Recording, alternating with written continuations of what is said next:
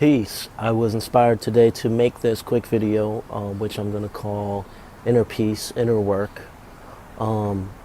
Before I begin, I just want to state very clearly that I am not a professional. These techniques are not meant to replace whatever means that you deal with depression or anxiety, but they can help, and they have helped me, so I wanted to share with the world.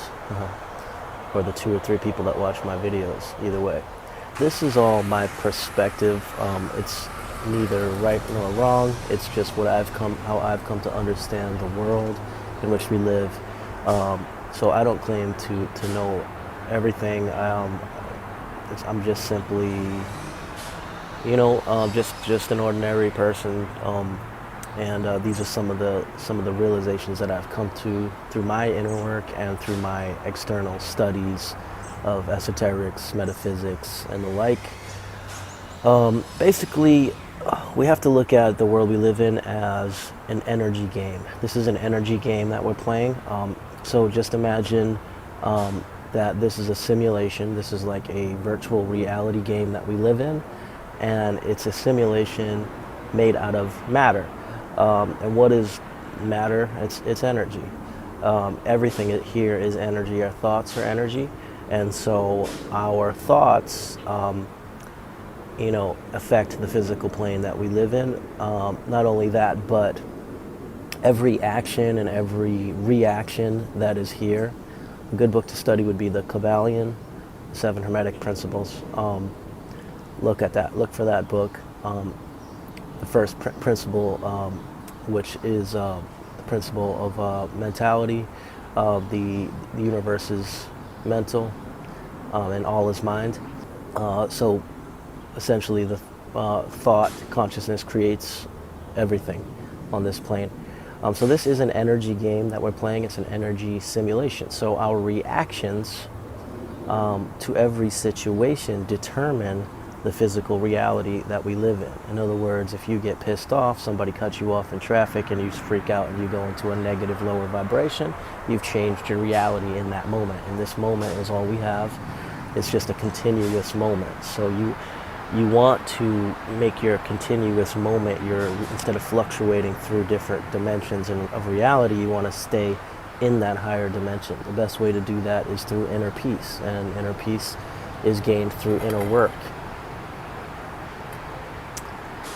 And so you have to understand that, or understand that when you react to situations, girlfriend breaks up with you, you freak out, lose your mind. The Bhagavad Gita has an image of Arjuna on the chariots being led by horses, which is basically the physical avatar being led by the senses, and above that is Krishna, the Krishna or the Christ consciousness.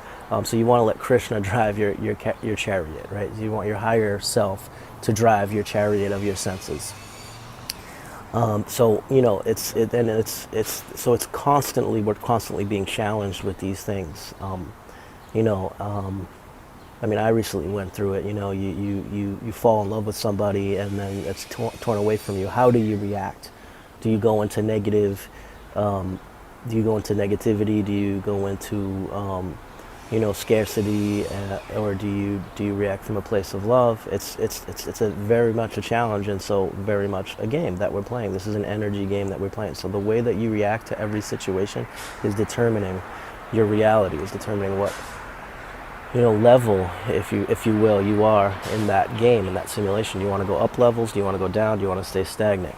So I know it's challenging. It's a very challenging thought, but you have to keep that in mind in every single situation. How you react is creating your reality, because your thoughts are energy that is affecting this physical simulation that we live in.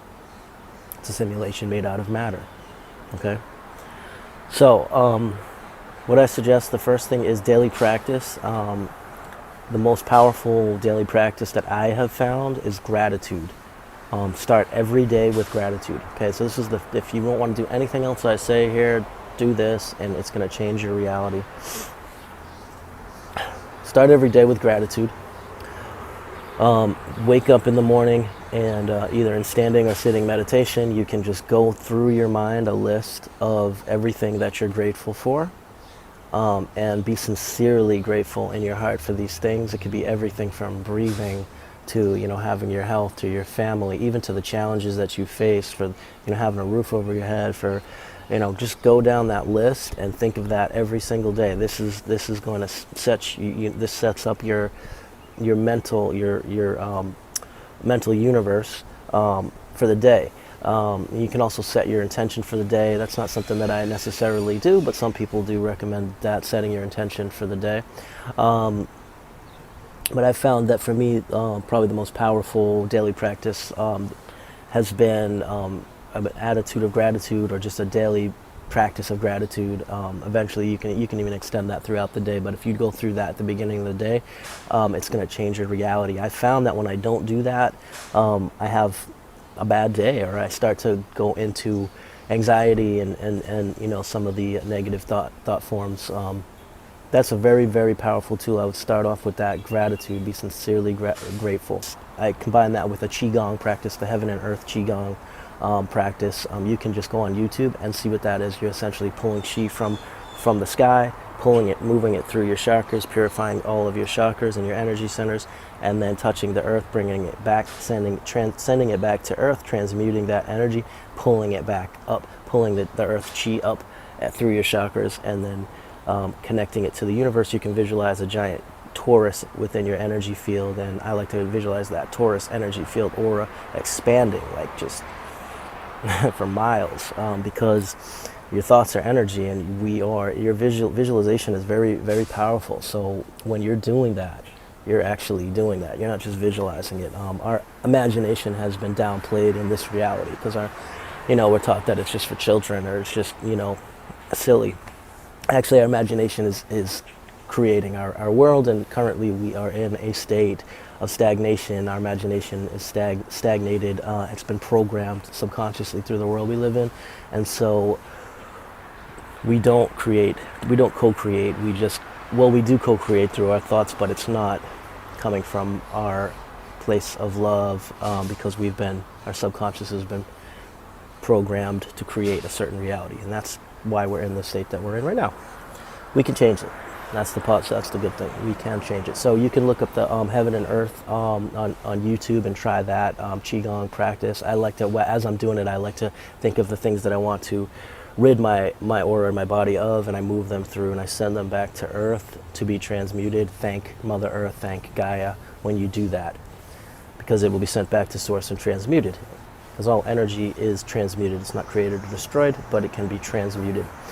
So that's another daily practice. I do this stuff every morning. When I don't, I kind of have a rough day, but I do it midday. I have to do it every day. This is just like breathing for me at this point.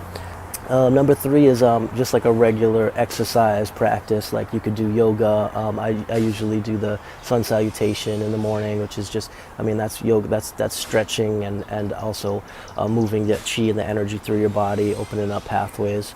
So you can do yoga, and daily exercise practice, push-ups, sit-ups, weightlifting, jogging and running. The important thing is to move the energy, because when energy in your body becomes stagnant, you become stagnant.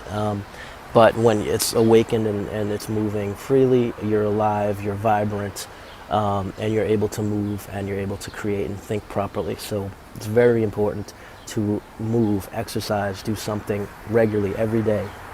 I do a lot of walking with my dog. I run with him. I do yoga. I have an exercise practice that I do, as much as you can do. Yeah. So the other thing is, if you want to go even deeper and further, is just like some sort of energy work practice. I've been attuned in Reiki. The thing about Reiki is a lot of people think it's kind of like this woo-woo thing. It's not, because everything is energy. So all as Reiki is being in tune with the fact that everything is energy, and what you're doing is consciously moving that energy and consciously working with that energy. The energy of Source that we're connected to. You're able to move it consciously with your thoughts, which are also energy. So you're using energy to move energy through your body, and to purify, chakras, and to consciously use that energy to heal and help others. Some sort of Reiki or any type of energy work practice is going to help with this as well, because it sort of gives you a tool to co-create, to take back some of our energy and our power. We're not just these lifeless things that just, we're not just victims. We're actually co-creating in this reality that we live in.